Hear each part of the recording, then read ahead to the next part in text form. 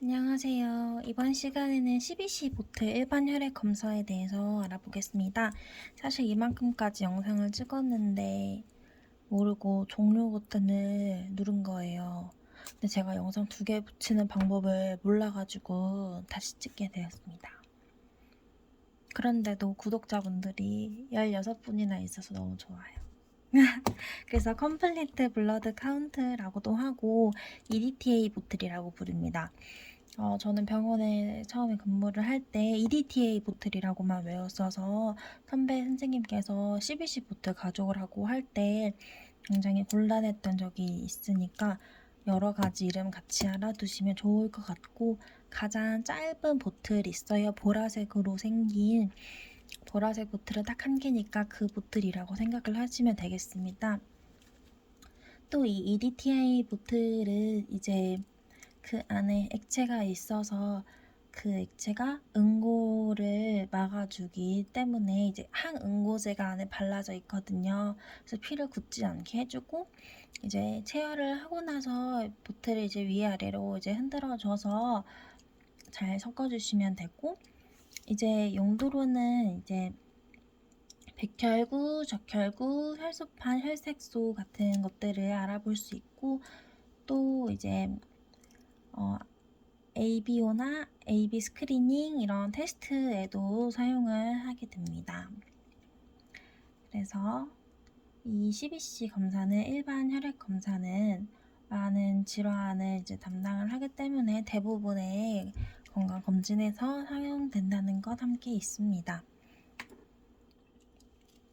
그러면 첫 번째로 백혈구를 보자면, 이 백혈구는 이제 우리 몸속에서 어떠한 외부에서 균이 들어왔을 때, 그런 세균에 우리가 감염이 되었을 때도 증가를 하게 되고, 또 이제 빈혈이나 뭐 부작용이 있거나 또 그런 병에 걸렸을 때도 증가할 수가 있습니다. 그래서 4에서 10이라고 써놨는데 정상 수치는 4,000에서 10,000개 정도라고 하고, 이제 마찬가지로 혈액 부피당 백혈구의 숫자입니다. 그래서 EMR 차트를 보실 때 보통 빨간 글씨면 증가했다는 수치고, 파란 글자면 WBC가 감소되었다는 수치입니다. 두 번째로는 RBC입니다. RBC는 이제 적혈구로 우리 몸속에서 대부분을 차지를 하고 있습니다. 이제 WBC 같은 경우는 아니지만 RBC 같은 경우는 남자와 여자의 정상 수치가 다른데, 이제 책마다 다른데 이제 병원 기준으로 보시면 되고, 남자는 보통 420만에서 630만을 기준으로 보고 있고, 여자는 400만에서 540만 정도를 기준으로 보고 있습니다. 이제 이 WBC가 만약에 증가가 되었다고 하면 우리 몸에서 체액이 소실되었을 때를 의미합니다. 우리 몸에서 체액이 물이 빠져나가니까 당연히 이 RBC의 비중이 높아지는 거고, 이 체액 소실이 있는 상황 같은 경우는 설사를 하게 되면 우리 몸이 물이 많이 빠져나가겠죠. 그리고 탈수가 있거나 이제 화상 환자들이 오세요. 그럼 화상 환자들은 이제 화상 환자들과 이제 우리 몸에 체액이 부족한 뭐 설사를 환자가 많이 하셨다던가 이럴 때 RBC 수치가 올라가고, 이제 또 낮아졌을 때는 여성분들 같은 경우에는 월경을 하신다거나 하면 RBC 수치가 당연히 떨어지고, 또한 이제 신장병, 백혈병 이런 영양이 부족하신 분들 같은 경우에도 RBC가 많이 떨어집니다. 이제 세 번째로는 혈소판 보겠습니다. 이제 혈소판 같은 경우 만약에 증가가 되었다고 하면, 이제 골수정식 종양이라고 해서 이제 MPN이시거나 떨어졌다고 하면 골수에 암이 있는 경우 혈소판이 감소할 수 있다고도 합니다. 이 혈소판 같은 경우에는 우리 몸에서 출혈이 일어났을 때 이를 막는 지혈 작용 역할을 하게 되는데요. 그래서 이제 만약에 이 혈소판 수치가 너무 낮다고 판정이 되면 우리 몸에서 출혈이 났을 때 지혈 작용을 못하는 거라서 환자분들을 대할 때 조금 더 조심이 돼야 하고, 이 혈소판 수치는 13만에서 40만 개 기준으로 정상이라고 보고 있습니다. 네 번째로는 혈색소입니다. 혈색소 검사는 굉장히 중요한데요. 이제 헤모글로빈 검사라고도 부릅니다. 이 혈색소, 즉 헤모글로빈은 아까 말했던 RBC에 이제 함유되어 있는 애고, 이 혈색소는 O2를 운반하는 역할을 합니다. 그래서 이제 경상 수치 기본으로 12에서 16으로 보고 있고요. 남자, 여자 다르고, 또 남자가 조금 더 높기도 하지만, 이제 이 혈색소 수치 같은 경우를 보면 이 정상 수치 12보다 낮으면 약간 빈혈이 있다라고 생각을 하시면 되고,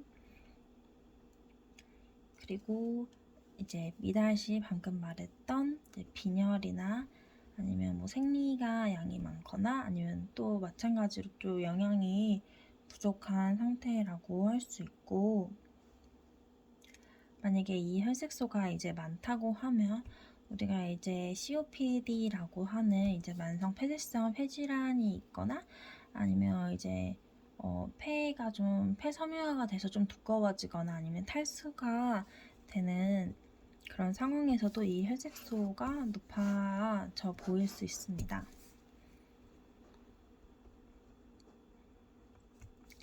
이 특별한 4가지 이외에도 이제 CBC 보틀 검사를 나가게 되면 WBC, RBC, 혈소판, 그리고 HB 헤모글로빈이라 부르는 혈색소, 그 다음에 HCT라고 부르는 적혈구 용적률이 있습니다.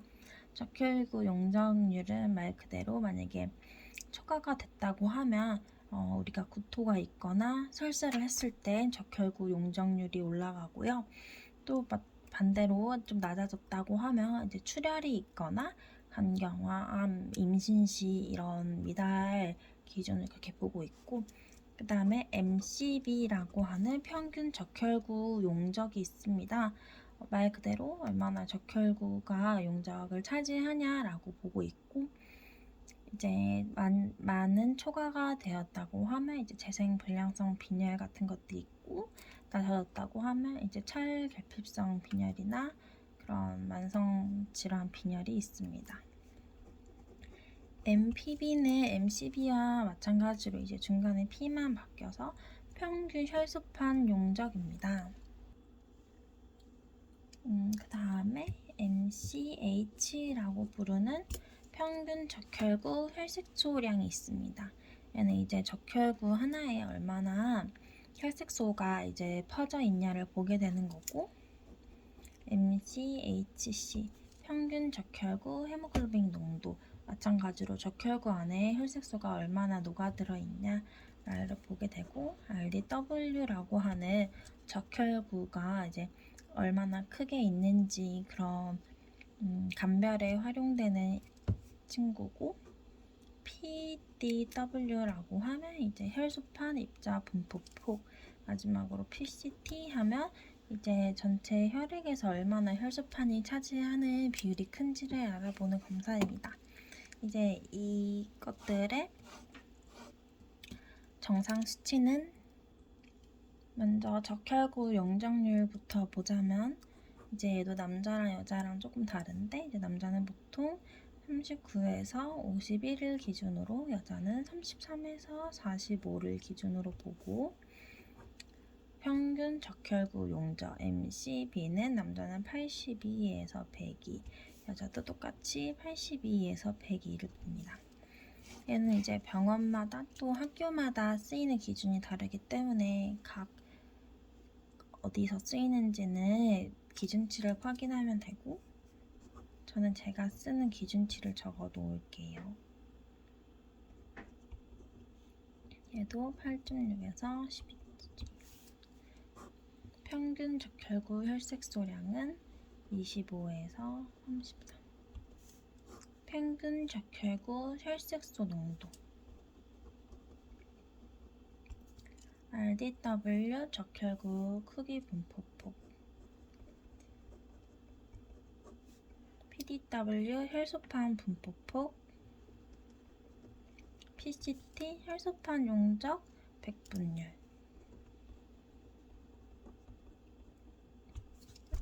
그래서 이 CBC 보트를 하면 우리가 이렇게 WBC, RBC, 그다음에 혈소판, 혈색소 이렇게 네 가지를 쫓고 유의 깊게 보면 되고, 이것들은 이제 참고해서 어떤 것이 낮고 높고 또 환자의 이제 파악을 해서 배치를 알맞게 시키시면 되겠습니다. 이제부터 혈액 검사를 나가게 되면 EDTA 보트뿐만 아니라 이제 많은 보트를 같이 나갈 텐데, 오늘은 이제 검사 결과지 맨 위에 떠 있는 CBC에 대해서 알아보았고, 나중에 추가로 조금 더 공부를 해서 더 유익한 영상으로 돌아오겠습니다. 오늘도 시청해주셔서 감사합니다.